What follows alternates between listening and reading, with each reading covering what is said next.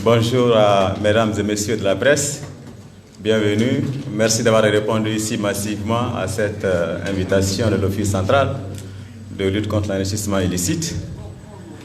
Mes très chers invités, mes aînés de la CNDH, je ne vois plus mes invités de la CENTIF, et surtout mes très respectés invités venant du Recotrade, les membres du conseil de l'Office central ici présents, le personnel administratif et technique de l'Office central.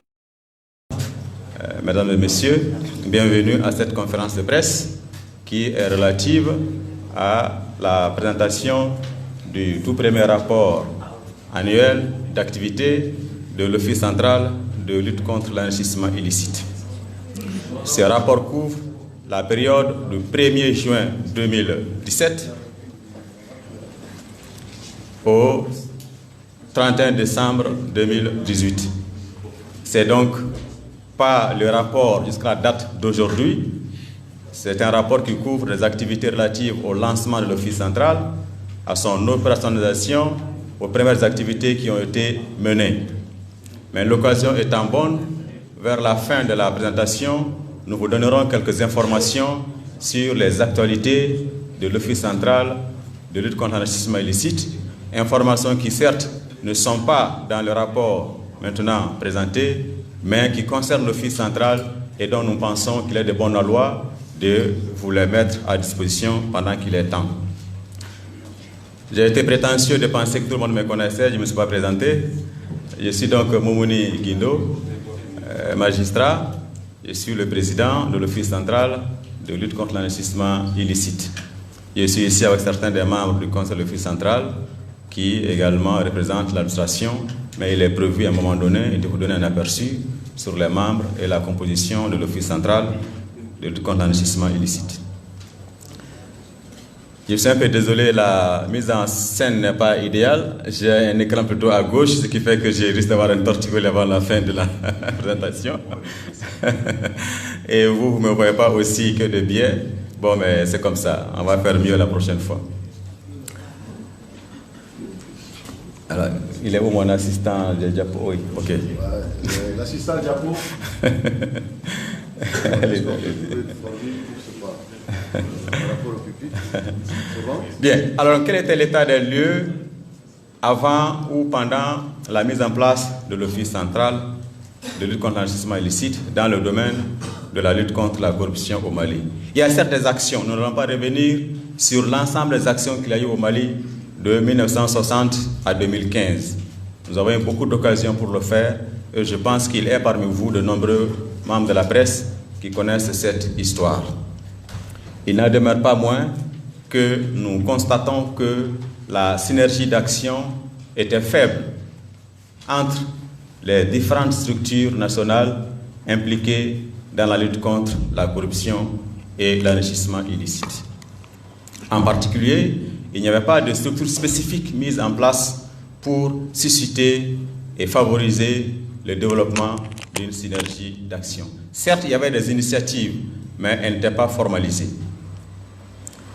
Parlant de la déclaration de biens qui reste un point fort et un axe central du processus, certes, depuis 1992, la Cour suprême du Mali reçoit les déclarations de biens faites par le président de la République et les membres du gouvernement. Mais les autres agents publics n'étaient pas concernés jusqu'en 2014. Ce qui a fait qu'à la date de prestation de serment des membres de l'Office central le 1er juin 2017, il y avait en tout et pour tout un stock de 89 déclarations au niveau de la Cour suprême.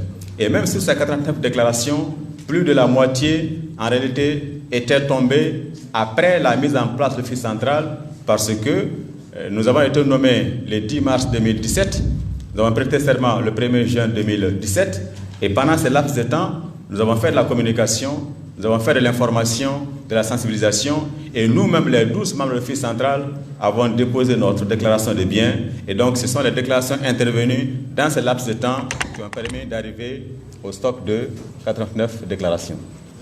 Quels sont les défis majeurs auxquels nous faisons face? nous avons constaté que les agents publics, je veux dire les fonctionnaires, civils et militaires, élus et non élus, et même une frange de la population avaient mal compris la mission de l'Office central de lutte contre l'enrichissement illicite. Ce qui s'est manifesté à travers un mouvement de grève observé par des fonctionnaires affiliés à un syndicat en octobre et en novembre 2017. Ce mouvement de grève a été géré par le gouvernement à travers un protocole d'accord avec le dit syndicat dans lequel le gouvernement de la République du Mali s'était engagé à suspendre les activités publiques de l'Office central. Ce qui a fait, vous avez dû le constater, à la fin de 2017 et même une bonne partie de 2018, l'Office central de lutte contre l'enrichissement illicite n'avait pas fait d'activité de communication grand public ni dans la presse pour respecter cet engagement du gouvernement, parce que aussi nous-mêmes avons analysé la situation et avons compris et conclu qu'il était de bon escient de suspendre certaines activités en attendant que le contexte national soit favorable à une action de grande envergure. Mais entre-temps, contrairement à ce que certains avaient pensé et dit, l'Office central n'était pas suspendu. L'Office central n'était pas en hibernation. Nous nous sommes simplement, entre guillemets, recroquevillés sur nous pour nous organiser, pour nous étoffer, pour nous structurer, pour nous mettre en capacité de faire le travail confié. Également, en gérant ce mouvement de grève, au mois de mars 2018, le gouvernement du Mali et ses partenaires sociaux, notamment ceux du syndicat en question, sont également parvenus à un accord au terme desquels la liste des personnes assujetties à la déclaration de biens serait de 1479. Donc, l'Office central a reçu du gouvernement une lettre lui transmettant un tableau de 1479 personnalités comme étant les personnalités assujetties à la déclaration des biens et sur lesquelles le gouvernement, en accord avec les partenaires sociaux, en accord aussi avec les partenaires internationaux, avait pris la résolution de faire appliquer la loi de 2014 en attendant une éventuelle amélioration de la dite loi. Et donc, pendant l'année 2017-2018, en ce qui concerne les déclarations de biens, les efforts ont été accentués sur le bassin de 1479. Dans l'opinion, on entend assez souvent parler de 8000 personnalités assujetties. Il est vrai que ce chiffre vient de l'Office central, nous ne nous en cachons pas. Nous avons fait au mois d'août et septembre 2017 un travail très sérieux avec des personnalités connues et reconnues au Mali pour nous aider à décliner la loi de 2014 en une liste exhaustive. Parce que la loi de 2014, en son article 9, renferme des libellés de fonctions. Mais contrairement à ce qu'on dit et à ce qu'on pense, elle ne renferme pas une liste nominative de personnalités assujetties. Donc, cette énumération générique devrait être convertie en liste nominative par fonction, par localité et par service. C'est ce travail qui était en cours avec l'aide des personnalités reconnues dont j'ai parlé, qu'en octobre 2017, il y a eu le mouvement de grève et que finalement le processus est stoppé. Par conséquent, le bassin de 8000 assujettis n'a jamais pu être confirmé officiellement. Il y a également le fait que l'Office central, qui devait recevoir les rapports des autres structures, n'en a pas reçu suffisamment. Parce que, encore une fois, c'est le début. Des structures de contrôle ont transmis des rapports, quelquefois juste des rapports d'activité, des rapports de synthèse d'activité, très peu de rapports opérationnels, et beaucoup de structures n'ont pas réagi à la demande de l'Office central, quand bien même ce serait à leur égard une obligation légale. Nous avons également à faire face à une insuffisance des ressources humaines. L'Office central, j'en parlerai plus tard, est certes composé d'un noyau de 12 personnalités désignées membres de l'Office central par décret du président de la République pris en Conseil des ministres. Vous comprenez bien qu'une telle structure a besoin d'avoir un personnel d'appui, un personnel administratif, un personnel technique. Et en parlant de personnel technique, à la date d'aujourd'hui, nous sommes réduits à 4 enquêteurs pour pouvoir faire les travaux dont vous imaginez toute l'envergure. Quelles sont donc les activités que nous avons menées? La mission de l'Office central couvre principalement la lutte contre l'enrichissement illicite. Mettre en œuvre les mesures prévues au plan national, au plan communautaire UEMOA CEDEAO, au plan régional africain, au plan international, au niveau des Nations Unies. C'est ce que la loi dit. Ensuite, la loi a décliné cette mission en une série d'attributions spécifiques qui, regroupées de façon fonctionnelle, donnent 4 missions, revenons sur la diapo, sur 4 missions principales. D'abord, la prévention. La prévention de l'enrichissement illicite à travers l'information, la sensibilisation, la communication. Mais aussi la prévention en appuyant les services publics à identifier en leur processus de fonctionnement les failles dans lesquelles peut s'insinuer le risque de la corruption et alors, ensemble avec les 10 services, prévoir, mettre en œuvre un ensemble de dispositifs permettant d'étoffer, permettant de rendre robuste l'organisation du service afin de réduire et d'éliminer les risques de corruption autant que faire se peut. Ce sont donc les deux attributs, les deux composantes de la mission de prévention. Et cette mission de prévention est vraiment spécifique à l'Office central.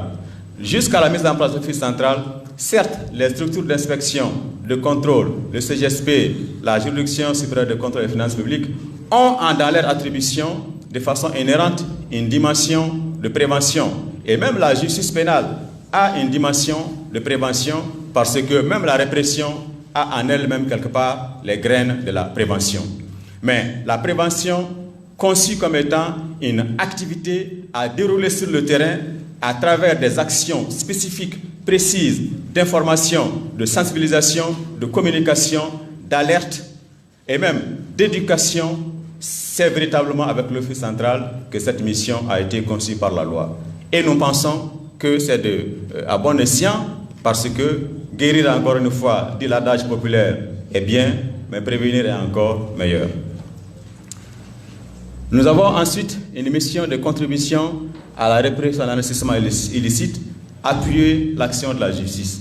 En d'autres termes, l'Office central est chargé de mener des enquêtes, de mener des investigations sur des cas d'enrichissement illicite concernant les fonctionnaires. Les fonctionnaires civils, militaires, les élus, les agents publics non élus, de quelques catégories, sans aucune exclusive sur l'ensemble du territoire national. Ensuite, nous avons une mission de développement de la coopération au niveau national. Au niveau national, nous constatons et nous le disons, quelquefois nous déplorons l'existence d'une multitude de structures de lutte contre la corruption et quelquefois on se demande pourquoi autant de structures. D'ailleurs, l'Office central, on a dit, est-ce que ce n'est pas une structure de trop? Or, il se fait que l'Office central a été chargé par la loi de promouvoir, de susciter, de favoriser la collaboration entre les différentes structures qui existent. D'où son appellation d'Office central. On aurait pu l'appeler par un qualificatif autre que central. Mais le caractère central qui lui a été attribué est de faire de lui, nous n'exagérons pas du tout, nous ne tirons pas la couverture vers nous, mais de faire de lui un organe pivot, un organe qui devrait favoriser le développement de la collaboration, de la complémentarité, de la coopération entre les différentes structures. Et même avec une dimension de coordination, encore que ces concepts-là, nous l'utilisons avec beaucoup de prudence, sachant quel est le contexte, sachant comment il peut être reçu dans l'opinion, mais c'est quand même ce que le Forum de 2014 a recommandé, et c'est ce que la loi de 2014 ainsi que l'ordonnance de 2015 ont essayé de traduire plus ou moins, de façon appropriée plus ou moins. Ensuite, l'Office central procède à des études et contribue à l'amélioration de la réglementation. Parce qu'il faut analyser l'ensemble de la situation, essayer de savoir quels sont les différents facteurs, quelles sont les causes, quelles sont les motivations, quelles sont les faiblesses, quelles sont les insuffisances, parce que l'Office central, naturellement, comme la plupart des services, doit être un agent de changement, doit être un facteur de progrès. Et pour le faire, il faut donc avoir des études diagnostiques afin de pouvoir faire des pronostics et sur cette base-là, jeter les bases de prospective à travers des recommandations. Enfin, l'Office central doit aussi œuvrer au renforcement des capacités, non seulement des agents qui sont à son sein, mais aussi de tous les acteurs qui sont impliqués directement ou indirectement dans la lutte contre la corruption, parce qu'en fin de compte, toutes ces structures-là, elles sont certes différentes, mais elles ont une seule finalité, c'est de contribuer à l'amélioration de la gouvernance publique dans l'intérêt du peuple malien. Et donc, quelle activité concrète avons-nous faite? Encore une fois, je rappelle qu'il s'agit de la période 1er juin 2017 au 31 décembre 2018, avec toutes les difficultés que nous avons rencontrées, en plus des difficultés qui sont inhérentes au lancement de toute structure. Dans le cadre de la prévention, nous nous sommes déplacés sur tout le territoire national. Toutes les capitales régionales, nous y sommes rendus et nous avons rencontré des fonctionnaires, nous avons rencontré des membres de la société civile organisée, nous avons rencontré des membres de la société, les Recotrades, merci d'être là, nous avons rencontré les représentants des Recotrades, des chefs de village, des chefs de quartier, des chefs de famille, des mères de famille, des jeunes, des pasteurs, des évêques, juste dans les paroisses, pour échanger avec eux, expliquer ce que c'est que la lutte contre la corruption au Mali, c'est quoi l'Office central, quelles sont ses missions, quelles sont ses difficultés, c'est quoi la déclaration de biens, en quoi consiste-t-elle, comment se passe-t-elle, de manière à donner des informations de première main directement en interaction avec les personnes concernées. Encore une fois, non seulement c'était une stratégie, mais aussi c'était imposé par le fait que nous nous sommes, entre guillemets, défendus pendant un certain moment une communication grand public. Il fallait donc pallier par des actions de terrain, et c'est ce que nous avons fait. Pour la déclaration de biens, nous avons élaboré et distribué environ 13 000 formulaires de déclaration de biens sur support papier et également sur clé USB. Nous nous sommes rendus dans toutes les capitales régionales pour déposer des stocks de formulaires et en papier et en électronique. En plus, nous avons élaboré à l'époque des didacticiels, des petites vidéos permettant de savoir comment on remplit une déclaration de biens, avoir des séances de travail avec les fonctionnaires pour projeter les dites vidéos et leur expliquer comment le remplissage se fait. C'est un travail qui nous a également coûté en temps et en énergie, dont nous pensons qu'il a été bénéfique. J'ai dit que l'Office central représente le Mali au niveau international. En particulier, il y a une convention des Nations Unies sur la lutte contre la corruption qui comprend un mécanisme d'évaluation des pays qui s'appelle mécanisme d'examen de l'application de la convention. Et c'est un examen par les pairs. Donc, à l'ONU, notamment aussi à la mission de Vienne, les pays sont tirés au sort. Un pays qui doit être évalué, 2 pays qui sont évaluateurs sont tirés au sort, et donc les 2 pays évaluateurs se rendent dans les pays en question, passent en revue l'ensemble de la législation, l'ensemble de la pratique, l'ensemble également de l'organisation institutionnelle pour voir si le pays est en train d'appliquer ses engagements. Et donc, pour cet important mécanisme-là, c'est l'Office central, conformément à ses attributions, qui a été désigné point focal du Mali. Et c'est donc en cette qualité de point focal que l'Office central a eu à intervenir pour faire valider le rapport d'examen du Mali par le Niger et l'Afghanistan pour le premier cycle. Et pour le second cycle, le Mali est évalué par la France et les Seychelles. C'est aussi l'Office central qui a organisé ce qu'on appelle l'atelier d'auto-évaluation. Avant que les experts étrangers ne viennent, chaque pays doit faire venir les cadres de son pays, regarder sa structure organisationnelle, son cadre législatif et préparer les réponses afin que l'examen soit facilité. Ce travail, nous l'avons fait en lien avec tous les ministères qui sont concernés et qui devraient être impliqués. Pour la répression, en 2017-2018, nous avons eu une faible activité, je ne m'en cache pas. Nous avons eu très peu de dénonciations. Nous n'avons reçu que 6 dénonciations. Nous-mêmes, nous avons décidé de nous saisir de 2 cas que nous avons trouvés intéressants à être examinés. Nous avons exploité les déclarations de biens qui sont intervenues. Je vous donnerai après les chiffres sur les déclarations de biens que nous avons reçues. Et nous avons travaillé avec notre homologue du Niger, qui s'appelle la Haute Autorité pour la lutte contre la corruption et les infractions assimilées, qui avait besoin de venir au Mali pour mener une enquête dans le cadre de l'exportation des produits hydrocarbures à partir du Niger sur le Mali, circuit dans lequel nos homologues du Niger avaient estimé qu'il y avait des manœuvres frauduleuses, qu'il y avait de la corruption. Des enquêteurs sont donc venus au Mali et nos enquêteurs se sont mis à leur disposition pour les aider à réunir des éléments d'information, et le rapport a été présenté au Niger et ce sont en termes de plusieurs centaines de millions de francs CFA d'argent perdu par le Niger que nos travaux ont permis de mettre au jour. La coopération, j'en ai beaucoup parlé. Au niveau national, nous travaillons avec les structures comme les inspections, le contrôle général des services publics, avec la justice, les pôles économiques et financiers sur l'ensemble du territoire, avec la CENTIF, qui est vraiment un partenaire privilégié. Il saisit l'occasion pour remercier le président de la CENTIF pour son extrême aimable collaboration et sa grande contribution à l'œuvre de lutte contre la corruption, en tout cas au travail de l'Office central. Les autres, chacun a sa contribution, mais je dois signaler en particulier la CENTIF, qui est pour nous d'un apport significatif et appréciable. Les partenaires techniques et financiers, la société civile, les confessions religieuses qui sont représentées ici et celles qui ne sont pas là, je les salue. Elles n'ont jamais manqué. Merci, mon révérend, nous, d'être là. Vous n'avez jamais manqué une invitation. Vous nous avez reçus chez vous plus d'une fois.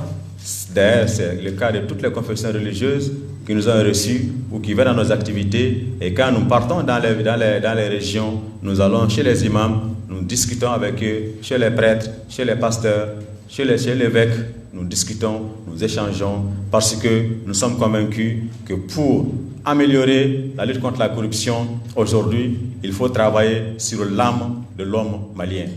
Et ceux qui sont chargés de travailler, de façonner, de rendre robuste l'âme des hommes, ce sont les hommes des religions, les femmes des religions. On ne peut pas faire ce travail si on ne les associe pas à ce qu'on est en train de faire. Et ils sont en train de nous aider, je les en remercie très chaleureusement.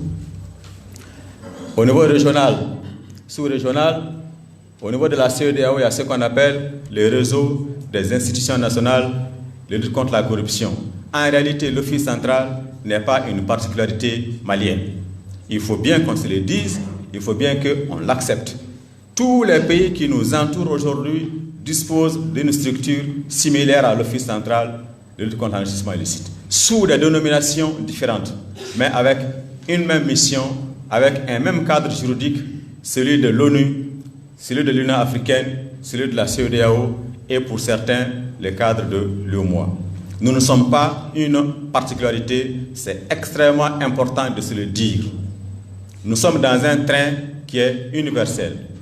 Et ce train, nous ne pouvons pas le quitter parce que c'est un train qui va vers le bien-être, qui va vers la qualité de vie des citoyens. Au niveau de la CEDEAO, il y a ces réseaux qui concernent les 15 pays de la CEDEAO et nous avons même l'honneur, à travers ma personne, d'être le vice-président de ces réseaux depuis le mois d'avril 2018 et même d'avoir été le président par intérim du mois de juin 2018 au mois de novembre 2019 de ces réseaux. Et dans ce cadre, nous avons eu à faire beaucoup d'activités de développement de coopération. Nous avons même porté ces réseaux au Royaume du Maroc qui fait d'excellentes choses. Et grâce à notre action, notre homologue du Maroc vient d'adhérer à ces réseaux en tant que membre associé. Et c'est quelque chose qui est important à signaler. En plus, nous avons pu contribuer à doter les réseaux de statuts révisés et conformes aux nécessités. Et pour la première fois, d'un règlement intérieur, les réseaux créés depuis 2009-2010, d'ailleurs à Bamako ici, en octobre 2010, n'avaient toujours pas de règlement intérieur. Grâce à notre action, nous avons pu doter les réseaux d'un règlement intérieur. Et c'est un réseau qui est extrêmement important parce qu'en réalité, il a été lancé par la CEDEAO elle-même. C'est donc un organisme de la CEDEAO. Nous avons pu signer des protocoles d'accord avec un pays lointain, mais qui fait des choses formidables. L'île Maurice, qui aujourd'hui, en Afrique, à l'indice de transparence internationale, est quelquefois deuxième, quelquefois troisième en Afrique. Et nous avons signé un protocole en vertu duquel nous recevons l'expérience importante de cette commission de lutte contre la corruption. Nous avons même reçu, je pense, dans cet établissement, un atelier de formation en faveur non seulement de l'Office central, mais des personnels des structures de contrôle, des inspections, du pôle économique et financier, du contrôle général des services publics, afin de bénéficier de l'expérience et de la pratique de cette structure. Nous avons reçu une deuxième équipe de formation, et là, nous avons étendu au pôle judiciaire spécialisé, et même des homologues de Guinée sont venus ici pour bénéficier des expériences de ces pays. C'est extrêmement important parce que dans ces pays, le travail de nos homologues, ce travail a contribué à faire arrêter de grandes personnalités, dont des ministres et même la présidente du pays qui a dû démissionner suite à une affaire d'éthique auquel a contribué notre homologue d'Île Maurice. C'est donc extrêmement important pour nous et nous en bénéficions. Nous en sommes très heureux comme partenaires. Nous avons aussi signé un protocole avec l'Agence française anticorruption. Tout le monde se souvient des lois Sapin, loi Sapin 1, loi Sapin 2, qui en France ont véritablement révolutionné la lutte contre la corruption, aussi bien dans le secteur public que dans le secteur privé. Et donc la structure mise en place pour mettre en œuvre ces deux lois, c'est l'Agence française anticorruption. Nous avons signé un protocole avec cette agence-là et ceci nous permettra de bénéficier non seulement de l'expérience de la France, mais aussi sur le plan opérationnel de pouvoir aller en France et de mener des investigations. Parce que là, en 2017, nous avons signé 2 protocoles, mais nous avons continué à faire d'autres protocoles en 2019. Nous sommes, je pense, déjà à 5 ou 6 protocoles, plus un nombre très élevé qui sont en cours de signature.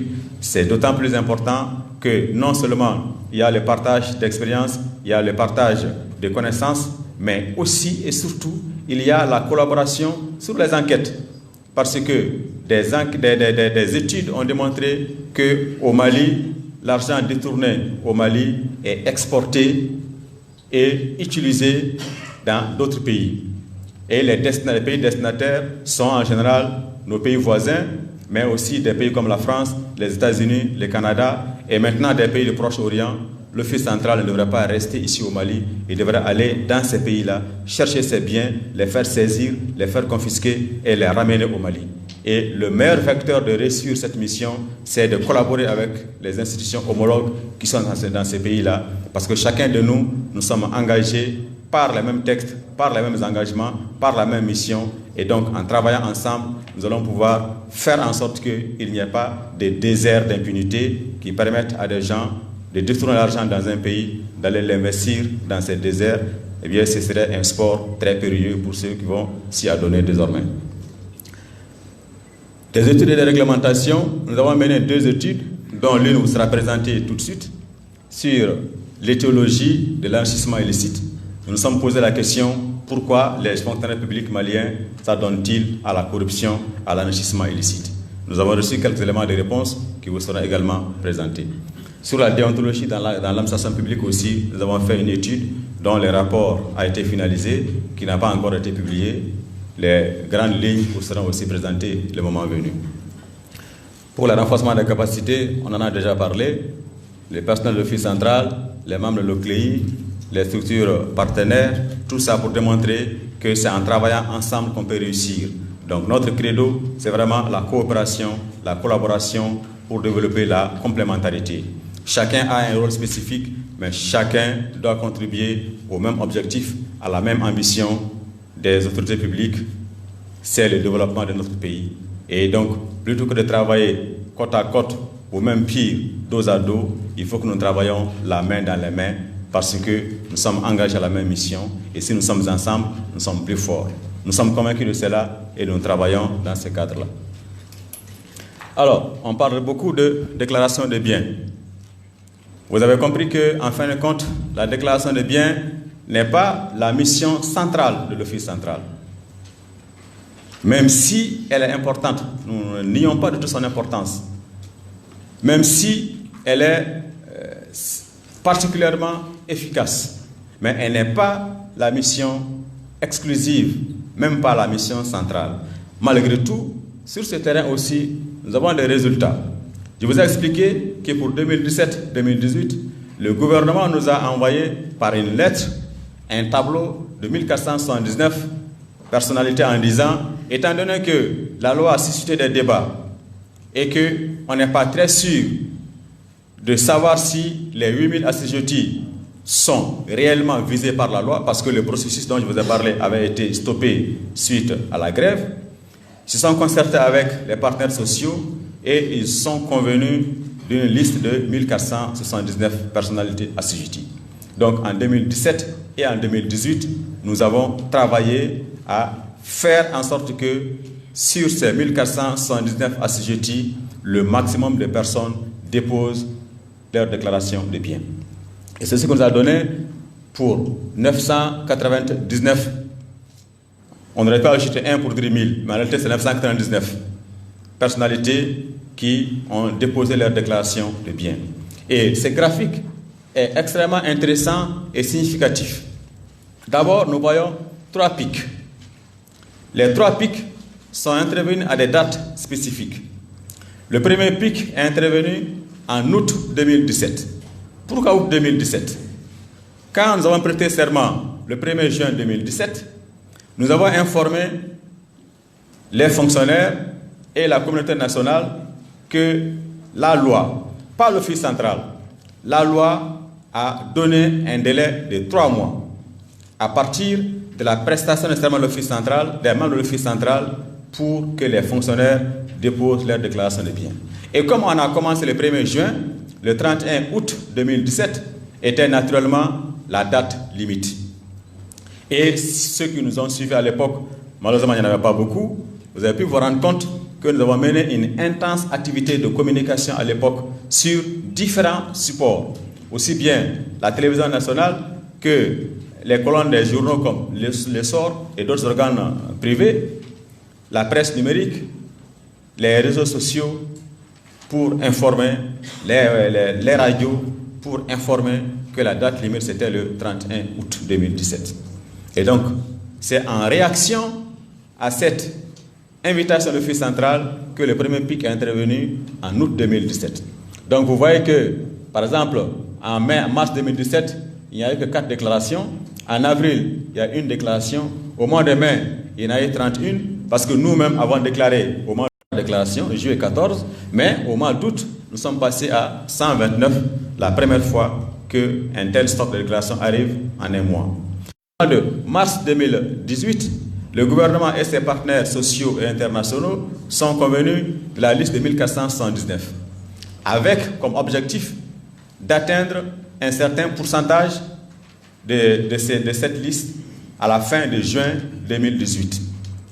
Étant donné que notre mission était notamment d'obtenir que les agents publics déclarent, nous avons fait de la communication à travers les membres du gouvernement, à travers le gouvernement qui avait été saisi et qui avait relayé nos demandes à tous les ministres en leur demandant, sur invitation de l'OCLEI, à instruire aux personnalités qui sont dans leur ressort de déposer leur déclaration de biens. C'est donc en répondant à cet appel que nous avons obtenu un deuxième pic à 159 déclarations au mois de juin.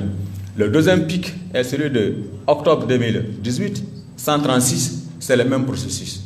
Qu'est-ce qu'il faut en tirer comme leçon? On en tire comme leçon que les fonctionnaires ne rejettent pas de façon systématique le principe de la déclaration des biens. Il y a certainement des groupes de pression. Il y a certainement des personnalités influentes qui, naturellement, influent contre le processus. Mais nous constatons que chaque fois que l'Office central fait une communication, demande à ce que les déclarations parviennent, nous notons au niveau de la Cour suprême un afflux des déclarations de biens. Par conséquent, pour nous, il n'y a pas un rejet du principe de la déclaration de biens par les fonctionnaires. Il y a même une forme d'adhésion par les fonctionnaires. Il faut maintenant qu'ensemble nous réussissions à vaincre les groupes de pression afin que le processus puisse s'installer de façon pérenne dans notre pays. Parce qu'encore une fois, nous ne sommes pas une exception, nous ne sommes pas une spécificité. Nous avons des pays voisins, dans lesquelles les déclarations de biens sont même publiées dans le journal officiel. Et par conséquent, nous ne faisons pas mieux ni plus que les autres, nous faisons comme les autres, nous faisons ce que les autres sont en train de faire. Et vous avez vu le creux qu'il y a au niveau de novembre 2017 à décembre 2017, c'est justement la période de la grève où on a fait une communication pour dire l'office central est fermé, ne faites pas de déclaration de biens. Effectivement, on a eu une asymptote en novembre et en décembre. Mais quand nous avons recommencé la communication, c'est remonté en flèche pour dire qu'il n'y a vraiment pas de rejet à la déclaration des biens. Et ensuite, nous notons que sur l'ensemble des ministères, il y a quand même un champion. Le ministère de l'administration territoriale et la décentralisation est le champion de 2017-2018 avec 314 déclarations. Alors que les autres sont... Non. Les autres sont à des chiffres, comme vous voyez, dont le maximum est 58 pour le ministère de l'économie et des finances, je crois, MEF c'est 46, 48, 58 c'est plutôt MEF, et MEE, ça c'est le ministère de l'eau et de l'énergie, qui sont à 58, qui viennent en deuxième position.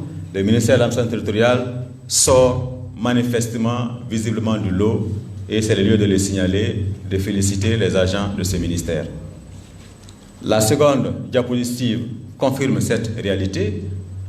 Maintenant, en termes de profil professionnel, qui sont les fonctionnaires qui déclarent le mieux? Ce sont les gouverneurs, les préfets et les sous-préfets. Ils sont 286, soit plus de 90% d'entre eux, à la fin 2018, à avoir déclaré leurs biens. C'est aussi donc, ce sont, en termes de profil de corps, ce sont les champions de cette période et il est important de les signaler. Nous avons ensuite les directeurs nationaux ou régionaux généraux qui sont à 244 et les directeurs régionaux qui sont à 92. Le cas des directeurs régionaux est important à être signalé parce que dans la liste dont je vous ai parlé, les directeurs régionaux n'étaient pas cités. Malgré quoi qu'ils ne soient pas cités, ils se sont quand même massivement mobilisés à faire la déclaration de biens pour dire qu'il n'y a pas de rejet, encore une fois, du principe et du processus de déclaration de biens. L'Office central a une deuxième attribution, c'est de procéder à l'évaluation de l'ensemble du dispositif national de lutte contre la corruption. Ce travail, nous l'avons fait pas avec la qualité que nous eussions aimé, étant donné les réalités du contexte de l'époque. Malgré tout,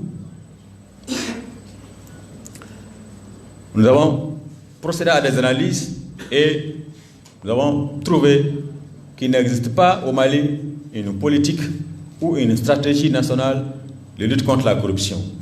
Il y a certes beaucoup d'initiatives, il y a certes des événements majeurs comme les États généraux ou le forum de 2008 pour l'un, 2014 pour le second, mais nous n'avons pas un document unique, centralisé, qui serait la référence. Or, la Convention des Nations Unies demande à chaque pays de se doter d'une politique nationale. Si on n'a pas de politique nationale, nous risquerons le risque d'avoir des initiatives isolées, des initiatives éparses ça et là, qui ne sont pas articulées, qui ne sont pas mises en cohérence, et donc les résultats peuvent être affaiblis. Il est donc important que le Mali, enfin, lance un processus d'élaboration d'une stratégie nationale. Et nous avons vu à l'international que les pays qui sont dotés de telles stratégies ont plus de résultats parce que l'ensemble du pays se reconnaît à travers cette stratégie et chaque structure, chaque service, chacun en ce qui le concerne, œuvre inlassablement pour rencontrer les objectifs fixés à travers la stratégie nationale. Il n'existe pas non plus de cadre formalisé de coopération et de concertation entre les services publics, alors qu'il est important que tous ceux qui luttent contre la corruption travaillent dans un cadre harmonisé afin de créer la synergie d'action, afin de favoriser la complémentarité, maximiser les résultats, minimiser, en tout cas amoindrir les ressources pour le pays et pour les citoyens. Les recommandations du forum de 2014 n'ont pas été entièrement prises en compte pour ce qui concerne l'Office central. Ce forum, qui était un forum gouvernemental dirigé par le Premier ministre et ses services, avait notamment recommandé que l'Office central soit chargé explicitement de la coordination des actions de lutte contre la corruption au Mali. Malheureusement, ceci n'a pas été traduit de façon très claire dans la loi. Le forum a également recommandé que l'Office central soit principalement chargé de la prévention. Ceci a été fait. Mais le forum a également recommandé que l'Office central soit désormais chargé même de la mise en œuvre des recommandations des États généraux, parce que c'était censé être un organe central et centralisateur. Là aussi, ça n'a pas été parfaitement pris en compte. Nous avons constaté que la plupart des structures, en particulier les inspections et les contrôles généraux, n'ont pas suffisamment de ressources humaines et financières pour faire convenablement leur travail. Nous avons aussi noté qu'il y a des faiblesses juridiques concernant la déclaration de biens. Une des faiblesses, c'est l'absence des députés de la liste des assujettis à la déclaration de biens, alors que les textes internationaux signés et ratifiés par le Mali et spécifiquement une directive de l'UOMOA portant code de gestion de transparence des finances publiques appellent explicitement à inscrire les élus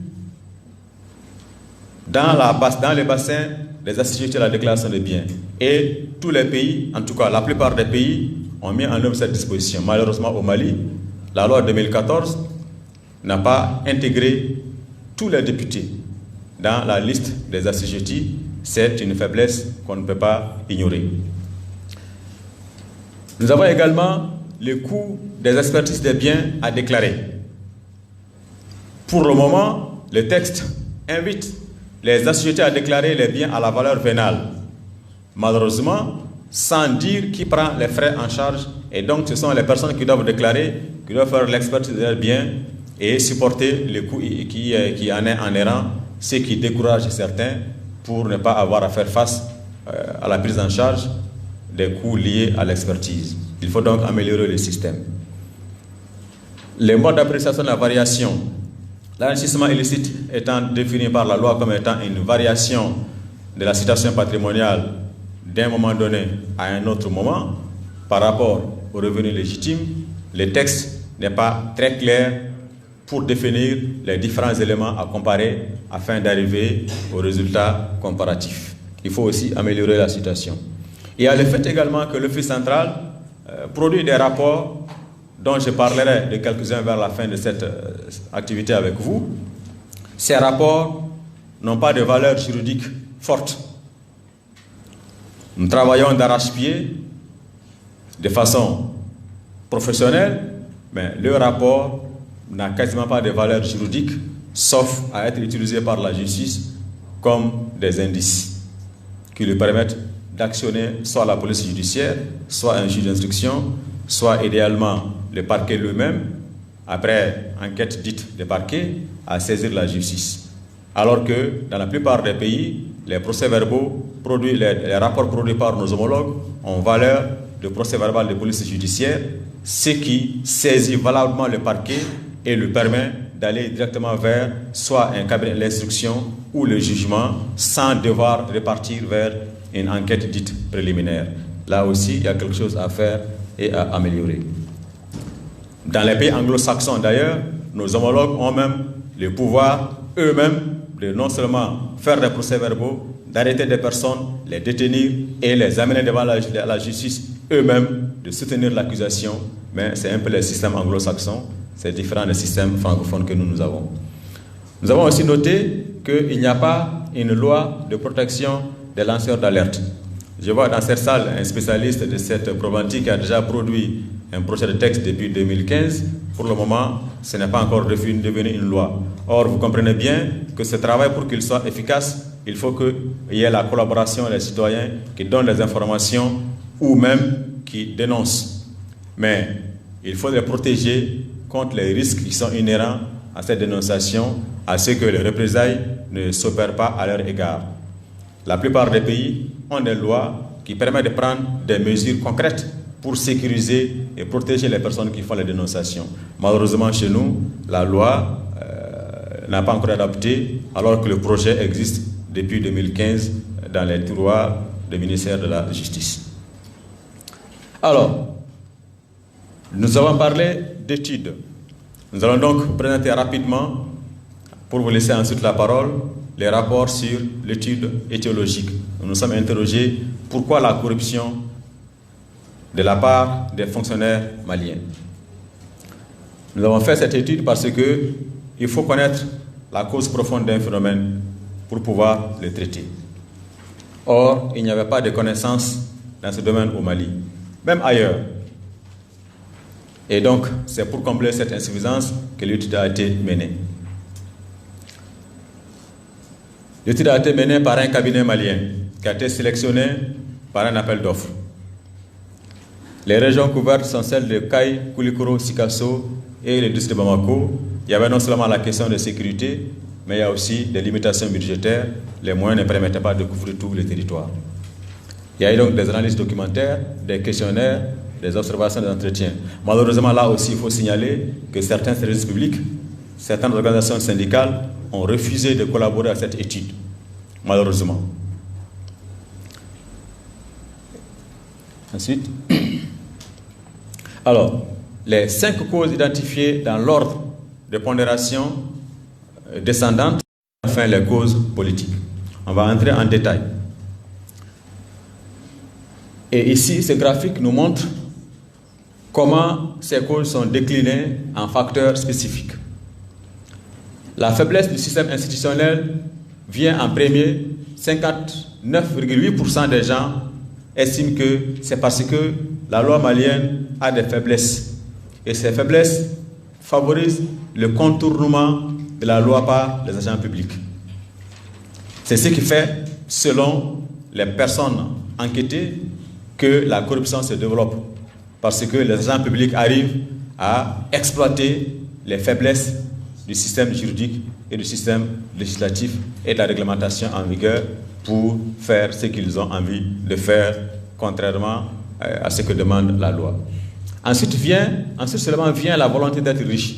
En deuxième position, les personnes enquêtées disent que c'est parce que les agents publics veulent être riches, veulent être fortunés, qu'ils cèdent à la tentation de la corruption. D'autres, enfin, et là c'est extrêmement important, le troisième facteur, 55,8% des personnes enquêtées disent que c'est parce que les salaires sont faibles. Les salaires étant faibles, les agents n'arrivent pas à résister à l'impératif du quotidien et que c'est pourquoi ils cèdent. Là, c'est extrêmement important parce que très souvent on dit ce n'est pas parce qu'on est payé à coups de millions qu'on n'est pas à l'abri de la corruption, ou alors il y en a qui disent non, même quel que soit le montant, si on est faible, on peut céder à la corruption. Et même à l'international, à notre connaissance, il n'y a pas une étude systématique comme celle-ci pour sortir un chiffre et dire voilà l'opinion des gens sur cette question-là. Donc, enfin, en tout cas pour le Mali, nous tenons une statistique pour dire qu'environ 56% des agents et des personnes des Maliens pensent que la faiblesse du salaire est un des facteurs. Les autres causes sont déclinées, je pense qu'on ne va pas trop nous attarder là-dessus.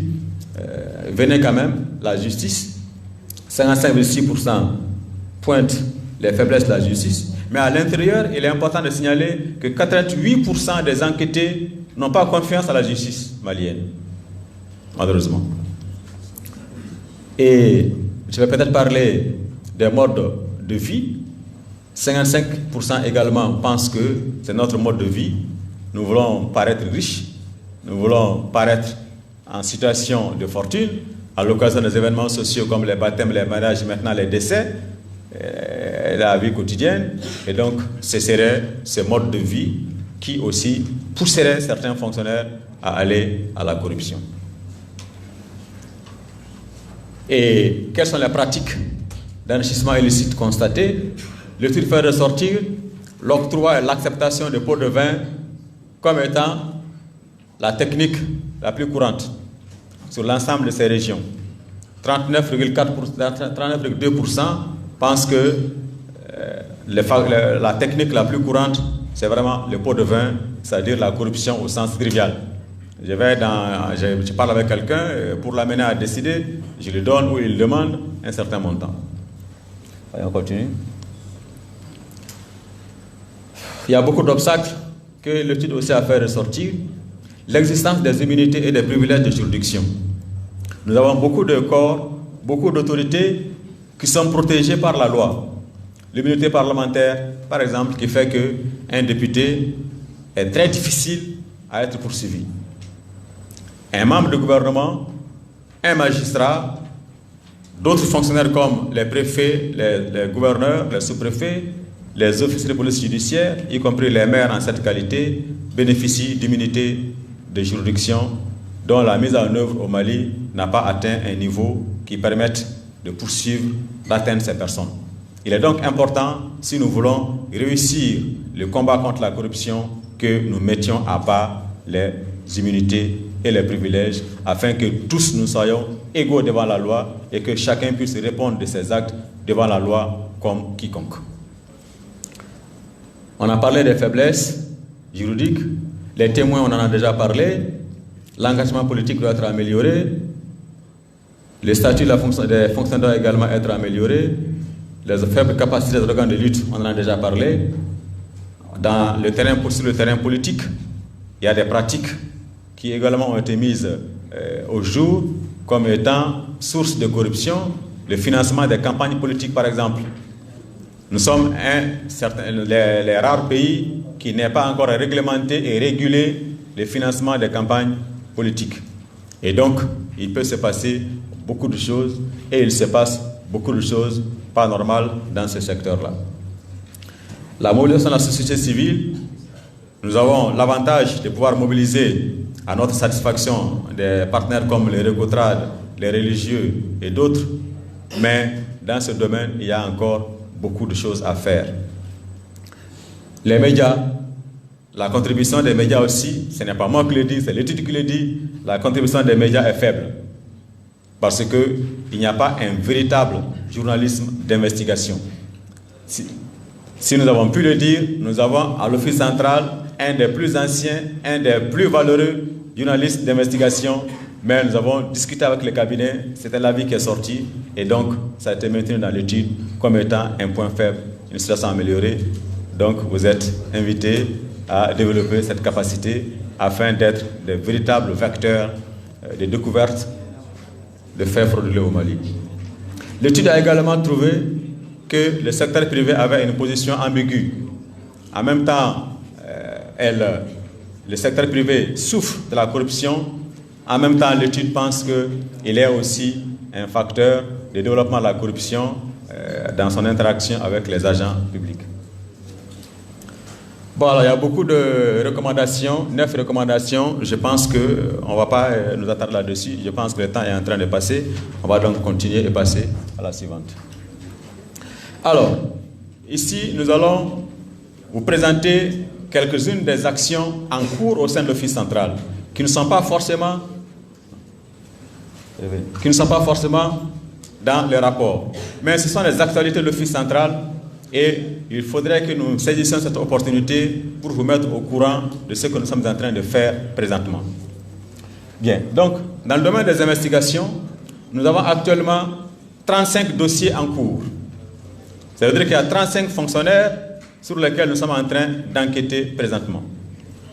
Ces 35 fonctionnaires, ils sont dans les secteurs du développement de l'économie des collectivités publiques, des infrastructures et équipements, secteur de la culture, le secteur social, c'est-à-dire la santé, le développement, la protection sociale, l'éducation, le secteur de l'agriculture, le foncier et la coopération. Les modes de saisine, c'est soit l'autosaisine, nous-mêmes on s'est saisi, soit c'est de la dénonciation, soit c'est l'exploitation des rapports, et nous voyons que le nombre de dénonciations qui n'était que 6 en 2017 commence à monter et nous avons maintenant plus de 9-10 personnes qui nous ont envoyé qui nous envoient des dénonciations et nous sommes en train de les traiter. À la date d'aujourd'hui, nous avons transmis à la justice 3 dossiers. nous allons présenter rapidement la synthèse de ces 3 dossiers qui ont déjà été transmis à la justice. Nous avons transmis 3 dossiers qui concernent donc 3 fonctionnaires. Les biens que nous avons identifiés de façon concrète et précise, avec preuve à l'appui, totalisent plus de 4 milliards de francs CFA. Ceci veut dire que ces 3 fonctionnaires possèdent des biens dont la valeur dépasse 4 milliards de francs CFA. Et la loi pour l'Office central et la lutte contre l'enrichissement illicite prévoit que les biens ainsi identifiés doivent être saisis, confisqués, et lorsque la condamnation est définitive, ils doivent être transférés à l'État. C'est donc quelque chose de très concret. Il ne s'agit pas de dire dans telle opération il y a eu de la corruption. Non. Il s'agit de dire un tel fonctionnaire, monsieur X, madame Y, possède 1 milliard de biens alors que son salaire mensuel est de 300 000 francs, cumulé sur la période fait 25 millions ou 30 millions. Il ou elle possède 1 milliard de biens. Comment a-t-elle obtenu ces biens? L'intéressé est invité à expliquer déjà à l'Office central comment a-t-il obtenu ces biens. Et lorsque les explications ne sont pas opérantes, ne sont pas convaincantes, alors l'Office central transmet le dossier à la justice. Et c'est ce que nous avons fait dans ces 3 dossiers. Le premier dossier concerne un inspecteur des services de sécurité sociale. Pour préserver l'obligation de la présomption d'innocence, nous évitons aujourd'hui de dire le nom des personnes, ni leur service, mais nous donnons quand même leur corps d'appartenance. C'est donc un inspecteur des services de sécurité sociale. Nous avons identifié concrètement pour cette personne 17 maisons d'habitation, 3 maisons d'habitation qu'il a déjà vendues et une parcelle, 4 véhicules particuliers. La valeur des biens est de 939,31 millions de francs CFA à dire d'expertise. Et là aussi, je précise que l'expertise que nous faisons faire par les experts évaluateurs immobiliers qui sont organisés dans un organe officiel qui s'appelle la Chambre nationale des experts évaluateurs immobiliers.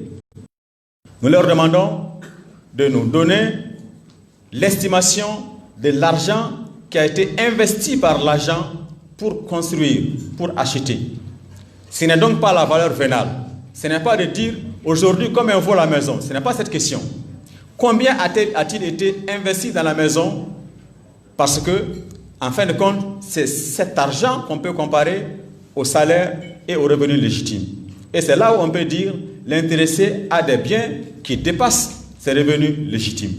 Et donc, les valeurs que nous donnons ne sont pas la valeur vénale, mais c'est plutôt l'estimation par des experts immobiliers de l'argent qui a été investi pour acheter les parcelles, pour construire et pour mettre en valeur. Et donc, pour cette personne, nous sommes à 20 maisons, 4 véhicules pour 969 millions. Or, en 6 ans, de 2014 à 2019, tout ce que cette personne a perçu officiellement, les salaires, les accessoires de salaire, les indemnités, les frais d'émission, tout ce qui était officiel totalise 63 millions de francs CFA. Dans la même période, elle a acquis des biens pour 969 millions.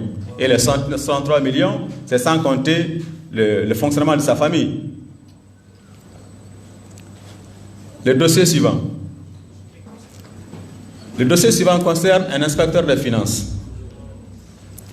Nous avons identifié pour cette personne 18 maisons d'habitation, dont sa résidence, qui est un bâtiment R+3, plus 3 étages, avec une piscine, la maison a coûté 400 millions de francs CFA, dans laquelle vit la personne avec sa famille.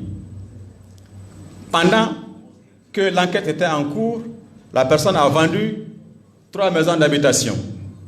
En réalité, a bradé des villas à l'ACI Bako Djikroni, villas entières vendues à 10 millions de francs CFA à ses propres enfants. Nous avons trouvé 18 parcelles non encore bâties, dont beaucoup sont dans l'ACI 2000. Cette personne possède aussi des villas dans l'ACI 2000 et dans la plupart des ACI de Bamako, ACI Sotiba et ACI Bako-Djikroni. Nous avons 10 parcelles qui sont en cours d'identification parce que nous avons rencontré des difficultés au niveau des services fonciers. Certes, j'apprécie, je remercie et je loue la collaboration des services domaniaux et fonciers qui nous ont permis de progresser. Mais il y a encore beaucoup de choses à améliorer. Il y a encore des documents, des concessions urbaines d'habitation qui existent, signés, donnés par le maire, mais le même maire n'est pas capable de vous amener sur le terrain et vous montrer le terrain qu'il a vendu. Et donc, ce sont ces cas que nous sommes en train de traiter aujourd'hui. Pour cette personne, il y a donc 10 parcelles dont pour le moment nous ne savons pas s'il y a des maisons là-dessus ou pas, que nous n'avons pas pu physiquement identifier sur le terrain, pas parce qu'on ne l'a pas cherché, mais parce que l'organisation des archives et la conservation des plans ne nous ont pas permis de voir. Mais nous continuons le travail et nous allons retrouver ces maisons parce que nous savons qu'elles existent, nous allons les retrouver, quelle que soit la façon d'y procéder. Cette personne a donc 5 voitures et beaucoup de biens sont au nom de ses enfants, notamment une fille qui aujourd'hui a 14 ans. Et pendant l'enquête, comme j'ai dit, cette personne a vendu des maisons à ses propres enfants. Et le total des biens s'élève à 1,751 milliard de francs CFA, encore une fois, selon les rapports d'expertise. Alors que sur 6 ans, de 2014 à 2019, cette personne a perçu 27 millions de francs CFA, tout son salaire, tous les accessoires de salaire, tous les revenus légitimes confondus.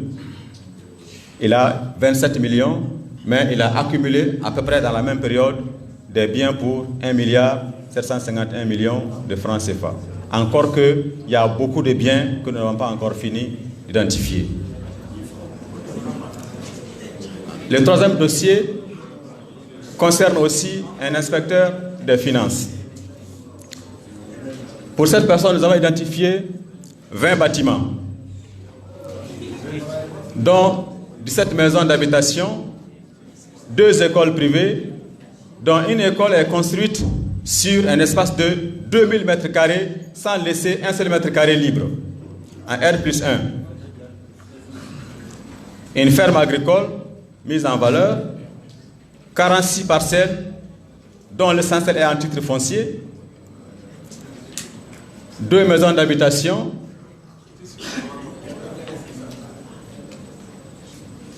déjà vendues en réalité, un bâtiment commercial aussi vendu, et là aussi on a 2 parcelles non identifiées, travail qui est en cours.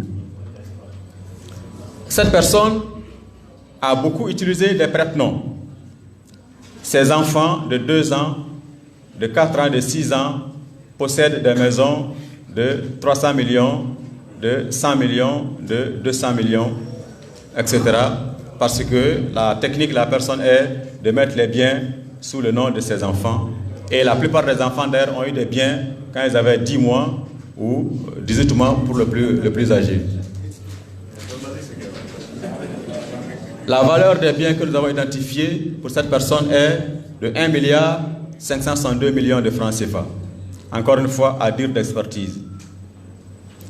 Le revenu total de la personne sur les 6 ans est de 29,47 millions de francs CFA. Ce sont donc les dossiers que nous avons aujourd'hui déjà transmis à la justice. Et la loi dit que lorsque l'Office central transmet à la justice, techniquement il est dessaisi, mais nous sommes en train de travailler avec la justice, avec la compréhension et l'accompagnement du ministre de la Justice, pour que, malgré cette disposition légale, l'Office central et les pôles économiques et financiers puissent quand même coopérer, collaborer. Et je peux vous assurer que nous avons une collaboration efficace à la date d'aujourd'hui nous avons une coopération très active, très dynamique, entièrement à notre satisfaction. Et nous pouvons augurer que si nous continuons sur ce train et sur ce train, nous pourrons avoir des résultats encore beaucoup plus intéressants dans les prochaines semaines, dans les prochains mois. Et justement, pour collaborer avec la justice, nous avons des moyens de communication à la disposition des citoyens, un site internet www.oclei.ml qui a été lancé le 9 décembre 2019, d'ailleurs dans une cérémonie présidée par le garde des Sceaux. Le site internet a une page d'information et de dénonciation en ligne. Nous pouvons être saisis par email à info@oclei.ml, par téléphone 29 20 29 12 29 ou 20 29 12 26. Nous avons un numéro vert qui a été lancé le 9 décembre, qui est opérationnel, le 80 00 22 22. Ce n'est pas le seul moyen pour nous saisir. Celui qui veut nous saisir peut se déplacer physiquement pour aller à l'office central. Nous avons des équipes qui vont la recevoir ou le recevoir. La personne peut téléphoner sur n'importe quel numéro. La personne peut nous envoyer un email. Nous avons une lettre par la poste. D'ailleurs, nous avons une boîte postale. J'ai oublié le nom, monsieur le secrétaire général. C'est E combien? 39. E 39 77. Donc, tous les moyens sont mis en place.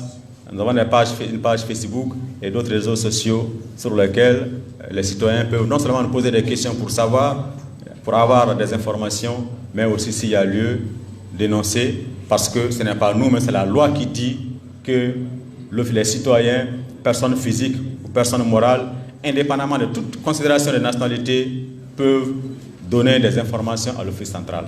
Ce n'est pas nous qui sommes en train de dire « venez vers nous », mais c'est la loi qui a dit aux citoyens « allez vers l'office central, donner des informations ». Nous ne faisons que mettre en place les plateformes permettant la mise en œuvre de cette disposition. Nous avons aussi un mécanisme de traitement avec la justice. Nous collaborons beaucoup.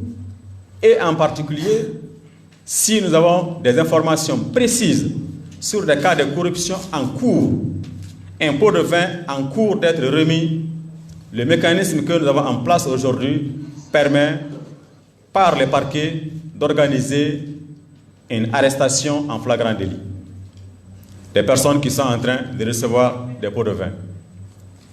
C'est un dispositif qui est aussi en place, qui est déjà fonctionnel, en accord avec le ministre de la Justice, les parquets, les 3 parquets de Bamako, Kai et Mopti. Et tout ça, l'office central donc, comprend des personnalités. On ne va pas trop insister sur le nom, passer ou revenir sur la diapo suivante pour protéger l'identité des membres de l'office central. La loi a organisé l'office central en 2 organes. Le président est un organe, le conseil est un organe. Le conseil comprend 12 personnes, dont le président, et ce conseil, les 12 personnes sont d'un côté des représentants de l'État, 6 personnalités qui représentent directement l'État, 3 magistrats désignés par le chef de l'État, dont j'en suis un représentant des administrations financières, 2 officiers de police judiciaire, l'un de la police nationale, l'autre de la gendarmerie nationale, proposé par le ministre de la Sécurité et désigné par le ministre de la Justice. Nous avons 6 représentants de la société civile au sens vraiment assez large, où il y a un représentant des ordres des experts comptables, un représentant du Conseil national du patronat malien, un représentant du Conseil national de la société civile, un représentant de la HAC. Donc vous avez des représentants à l'office central. Vous devez donc considérer l'office central comme étant votre structure, parce qu'en réalité, vous avez un représentant au sein du conseil de l'office central. Vous, de la presse, je veux dire. Un représentant de la régulation des marchés publics et enfin un représentant de la Commission nationale des droits de l'homme. C'est donc une instance collégiale. Certes, le président apparaît parce que la loi dit qu'il dirige, qu'il représente la structure, mais les décisions importantes sont prises par ce collège de 12 membres. chaque personnalité a une voix. La voix du président ne devient prépondérante que s'il y a égalité des voix. Et donc, pour les dossiers que je vous ai présentés, le processus est très long, avec beaucoup de précautions tendant à protéger la présomption d'innocence et aussi les données à caractère personnel. La première étape, c'est d'abord que le conseil des 12 personnalités se réunit sur un dossier pour savoir s'il y a lieu ou pas d'ouvrir une enquête. Que ce soit une dénonciation, que ce soit l'exploitation d'un rapport, ou bien dans un article, il vous arrive de relayer des informations relatives à la corruption, et soyez certains que tous les cas de corruption dont vous avez traité dans la colonne de vos journaux sont archivés à l'Office central, sont en cours d'exploitation. Et donc, dans tous ces cas, il y a d'abord une délibération pour décider est-ce que dans ce cas, les conditions générales sont réunies pour ouvrir une enquête. Est-ce que ceci concerne un fonctionnaire? Est-ce que les biens en cause paraissent suffisamment pertinents par rapport à l'allocation des ressources même internes au CLI? Je vous ai dit que nous n'avons que 4 enquêteurs par rapport à notre capacité de production. Donc, une première décision est prise. On dit on peut ouvrir une enquête. Et donc, nous avons un pôle qui s'appelle pôle investigation, dirigé par un magistrat, ancien secrétaire général du ministère de la Justice.